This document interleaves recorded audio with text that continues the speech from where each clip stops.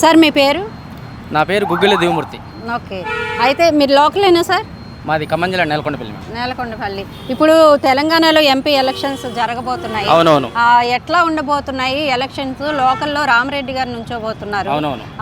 ఎలా ఉండబోతుంది? కాంగ్రెస్ వస్తుందా, బీజేపీ వస్తుందా? అంటే కాంగ్రెస్ వస్తుందా, బీజేపీ వస్తుందా అనేది మనం చెప్పలేము. కాకపోతే వాళ్ళు చేసిన పనులను బట్టి ప్రజలు అనేది వాళ్ళు మనసులో గుర్తుపెట్టుకుంటారనమాట. ఎవరికి ఓటేయాలనేది కాలాన్ని బట్టి కానీ పరిస్థితులను బట్టి కానీ ఎవరు చెప్పలేరు. ఎప్పటికప్పుడు పరిణామాలు మారిపోతూ ఉంటాయి. అంటే వాళ్ళకి కలిగిన పనులను బట్టి, వాళ్ళకి తీరిన అవసరాలను బట్టి ప్రజలు కూడా ఎవరిని గెలిపించాలనే ఉద్దేశం వాళ్ళ మనసులో ఉంటుంది. కాబట్టి అది ఫలితాలు వచ్చేదాకా కూడా మనం చెప్పలేము. సార్ మీ పేరు? గాంధీ మేడం. గాంధీ గారు ఇక్కడ లోకల్లో రఘురామరెడ్డి గారు నుంచోబోతున్నారు ఎంపీగా. అవును. ఎలా ఉండబోతున్నాయి ఎలక్షన్స్? ఎలక్షన్స్ అయితే వార్ వన్ సైడ్ అవుతుంది మేడం. ఎవరి వైపు?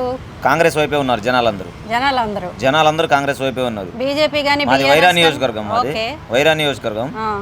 మా ఎమ్మెల్యే రామదాస్ నాయక్ గారు, మా ముఖ్యమంత్రి గారు కూడా మంచి పరిపాలన అందిస్తున్నారు. ఉద్యోగాలు ఇస్తున్నారు, రుణమాఫీ చేస్తూ ఉంటున్నారు. ఇంకా లేడీస్కి ఫ్రీ బస్సు, 500కి గ్యాసు, తర్వాత ఇంకా అదేంది మేడం వంట గ్యాస్ 500కి ఇచ్చారు. ఇవన్నీ చూస్తే ప్రజలకు 6 గ్యారంటీలు బాగానే ఉన్నాయి.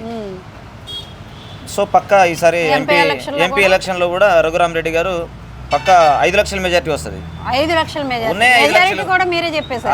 పక్కా మేడం. అది మీ పేరండి? నా పేరు శ్రీనివాసరావు అండి. ఇక్కడ ఎంపీ ఎలక్షన్స్ జరగబోతున్నాయి తెలంగాణలో. ఈ లోకల్గా రఘురామరెడ్డి గారు నించోబోతున్నారు. ఈసారి కాంగ్రెస్ వస్తుందా, బీజేపీ వస్తుందా అనుకుంటున్నారు?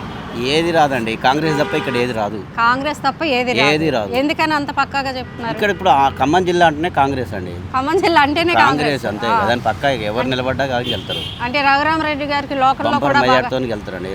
రఘురామరెడ్డి గారిని కాదు, కాంగ్రెస్ పార్టీని చూసి, ఇక్కడ పొంగులేటి శ్రీనివాసరెడ్డి గారిని చూసి, అందరూ తుమ్మల నాగేశ్వరరావు గారిని చూసి ఓట్లు వేస్తారు కాంగ్రెస్. అంటే పొంగులేటి గారు వాళ్ళు చేసిన అభివృద్ధిని బట్టి. అంటే పొంగులేటి గారు అభివృద్ధి ఏం చేయలేదు, వచ్చిందే మొన్న కదా. ఇంతలో అభివృద్ధి ఎట్లా చేయగలుగుతారు వాళ్ళు?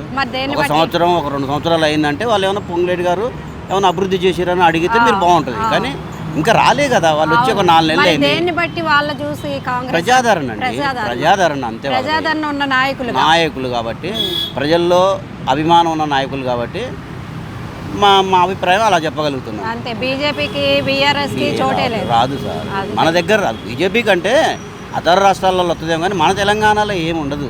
అందులో మన ఖమ్మం జిల్లాలో అసలు ఉండదు, ఇంకా ఉండదు. ఓన్లీ మన ఖమ్మం జిల్లా అంటేనే కాంగ్రెస్ పక్కా. ఎవరిని నిలబెట్టినా వెళ్తారు. అది ఎవరిని నిలబెట్టినా వెళ్తారు.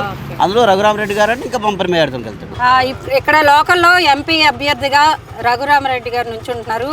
ఆయన గెలుస్తారు అనుకుంటున్నారా? ఏమనుకుంటున్నారు? గెలుస్తాం అనుకుంటాం. లక్షల మెజార్టీతో, 5 లక్షల 6 లక్షల మెజార్టీతో గెలుస్తారు కాంగ్రెస్ ఎంపీ. మీరేం భయపడాల్సిన అవసరం లేదు. మీరు ఏ ఇంటర్వ్యూ చేయాల్సిన అవసరం లేదు. 5-6 లక్షలతో బీజేపీ బీఆర్ఎస్ గెలవదు. ఎందుకని? ఏం గెలుస్తుంది? ఎలా గెలుస్తుంది? రావు. ఎలా? అదే ఎందుకని ఎందుకు? ఏముంది వాళ్ళకి? బీజేపీ అంటే కేంద్రంలో, రాష్ట్రం లేదు. టీఆర్ఎస్ అసలు ఎన్ని కోట్లు మీకు చూస్తూనే ఉన్నారు కదా. ఏ నిధులైనా కోట్లు దోచుకున్నారు. ఆల్రెడీ కవిత పోయింది. రేపు మార్చి జూన్ జూలైలో కేసీఆర్ పోతారు, ఇంకా మన కేటీఆర్ గారు వెళ్ళిపోతారు జైలుకి. కోట్లు మన లక్షల ధనాలు మనం దోచుకున్నారు. మరి రఘురామరెడ్డి గారు మీకు అభివృద్ధి చేస్తారు అనుకుంటున్నారా? చేస్తారు, గ్యారెంటీ చేస్తారు.